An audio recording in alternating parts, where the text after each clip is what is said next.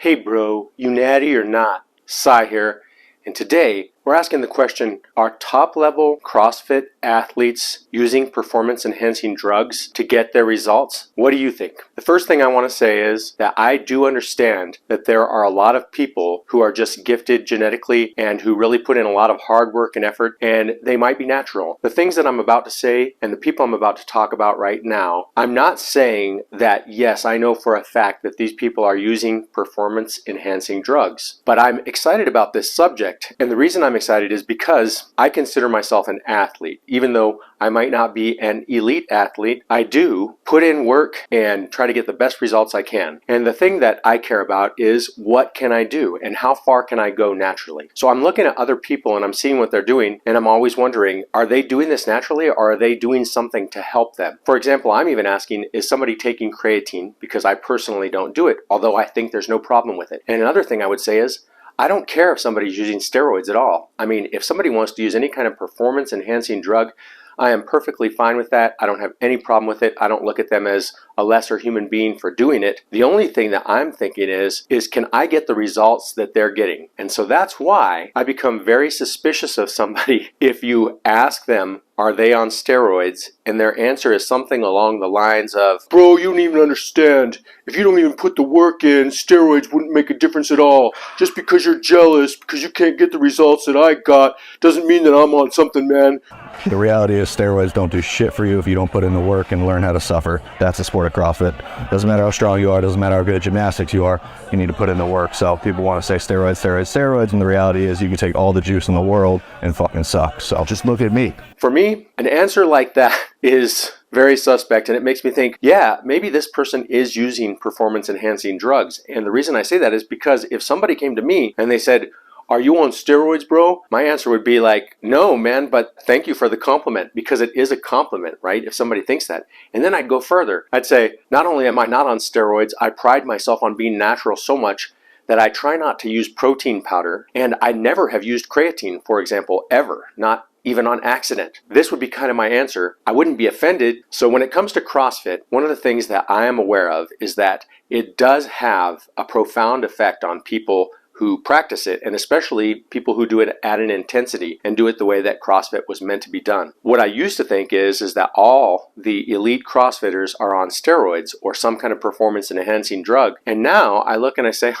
you know what? Maybe some of them are not. For example, I used to look at the women in CrossFit and think that they looked so much like men in their athletic builds and their muscles and their trapeze sticking way up here. I just thought there is absolutely no way that they're not on some kind of performance enhancing drug. But then when my wife and I got into CrossFit and I started seeing what was happening with her and what was happening with me, I started to think, okay, maybe there's something to this, and maybe people really are all natural, although there are the people that are not natural. All things considered, one of the first things that really just got me excited is when I was looking at JP Sears from Awaken with JP, and I know he's not a CrossFitter, or at least he's not a competitive CrossFitter. At least he's not a games CrossFitter. I don't know, maybe he does CrossFit. I was just noticing that he started to look really like he was getting results that seemed to be almost too good to be true, but I thought he was natural. And one day he said, oh yeah, by the way, I'm using testosterone. So I've been on testosterone. I'll talk about my doses here in a second. Like,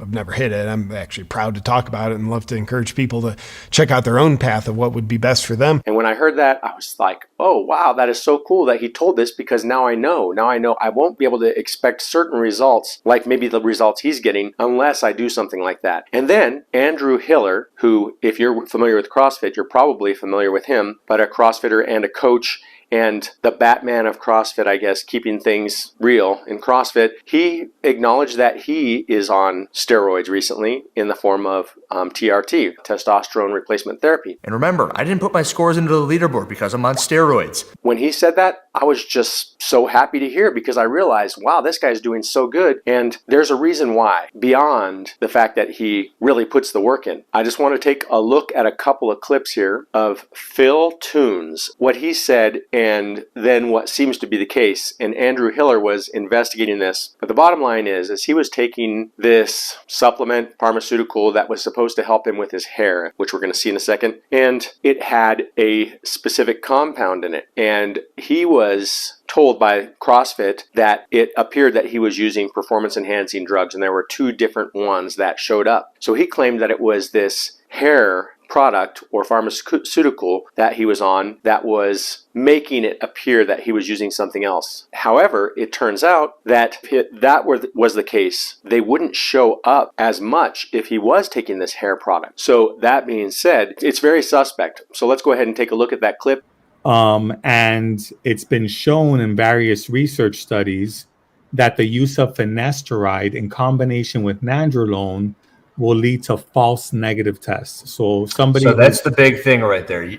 That's very important. I want to put a stop there. So somewhere in what Phil was saying, he was saying that there was a downstream trickle-down effect where him having taken the finasteride may be what had caused the positive result, from what I understand.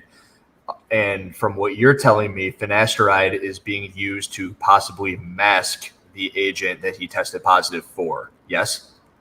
Yeah, that's definitely it makes that a much higher probability, simply because it would be very unlikely for somebody to test positive for the substance unless they are taking it exogenously. There's really no other way to get this compound. There's no way to get a 19-nor in your body unless you do it on purpose. That's correct. Understand.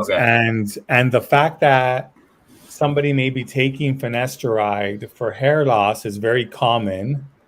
Of course, yes. But when you couple that with the use of nandrolone or testing positive for nandrolone, and then testing positive for masterone, both of which are not natural derivatives of any form of endogenous hormones or a hormone that your body produces, it's very unlikely that this combination would have occurred entirely, would have occurred at all, unless it's something that was potentially done through intentional purposes. And this is no offense to Phil Toons. He's a lot more gifted than I am physically, and I'm just pointing out that I think that it's a high likelihood that he was using performance-enhancing drugs and that it was legitimate that he couldn't compete in the games last year. That being said, I also want to show you this clip about Tia. Let's just hear what Andrew Hiller had to say about her. If I were to guess, I would say low-dose testosterone. I made a video on that. It's easier for a female to get away with low-dose testosterone. If she were to be taking a short-acting testosterone, such as a testosterone acetate suspension, they would never be able to find it. If she were to take it right now and CrossFit were to come and test her tomorrow, they wouldn't be able to detect that in her. It gets out of your system that freaking quick. Now, the other things that I could speculate that possibly she was using would be like a CJC1295, which is a peptide which helps you release or makes your body release more growth hormone. Maybe she's using growth hormone in general. That's something that you see when kind of the stomach expands. So in that picture where she's leaving in the water and she's all freaking jacked. And yeah, I brought up the fact that her abs did look certain ways in certain pictures and videos. It looks as if they had put on about an inch or two in circumference of her waist in general. Andrew, that just happens from normal weightlifting. It's like, no, it doesn't. No, it fucking doesn't. It doesn't happen in between the years of 26 to 28 as a female who has already been at the top, already been at the pinnacle. If you've been around this and have watched all the documentaries the way that I have, the things that you'll have seen in the earlier documentaries, the 2015, the 2016 documentaries, where Tia Toomey wasn't quite the dominating force. She was actually quite the opposite. She was negative. She approached events with like this headset that she didn't want to do well. Probably going to be totally shit at it and be last in my heat, but... Don't take pictures with me. Delete everything. Awesome. Probably want to delete that after today.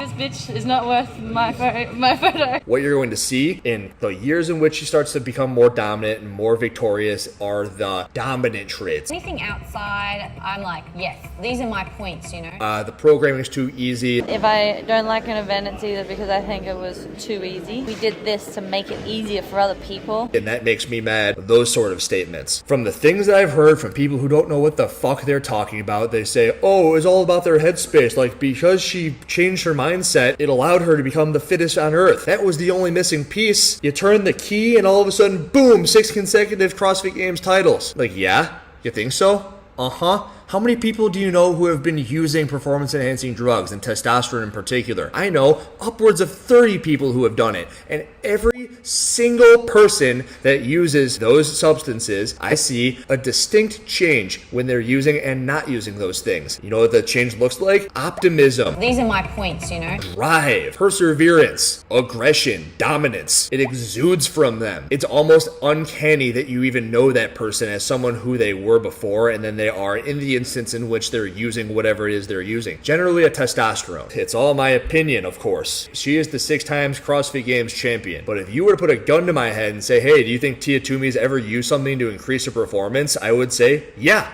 I think she has. And if I was wrong, pull the trigger. She's passed all the drug tests, which is good for her, along with whomever else at the CrossFit Games might also be passing the drug test. Good for them. And I can still very well be wrong, which I hope that I am. I think that she was born to be one of the best ever. But I also think that when you introduce the performance-enhancing drugs, if you are to be one of the best ever, you give yourself that 10% boost, and then you see that 10% increase on the leaderboard year after year after year to the point where it's impossible that anyone's ever going to catch you. That's my opinion. I bet a lot of people, especially some CrossFitters, are going to be upset that I'm talking about Tia Toomey, that maybe she's using some performance enhancing drugs. But you do have to wonder, under the circumstances, it doesn't mean that Tia Toomey isn't super gifted, but maybe she did something to kind of secure her spot for a number of years after she maybe did it naturally the first time. So just kind of wrapping this up, one of the things that I have seen that I wasn't aware of before is that these hormone replacement therapy clinics, they're popping up, and I'm starting to hear locally about people who are using them. And I have some insight because I know some people who are in the hormone replacement therapy industry. I'm very aware that there are a lot of people that are just regular people that are getting a little extra testosterone, and even as a woman, for example, and they're performing pretty dang good. So at the level of CrossFit Games,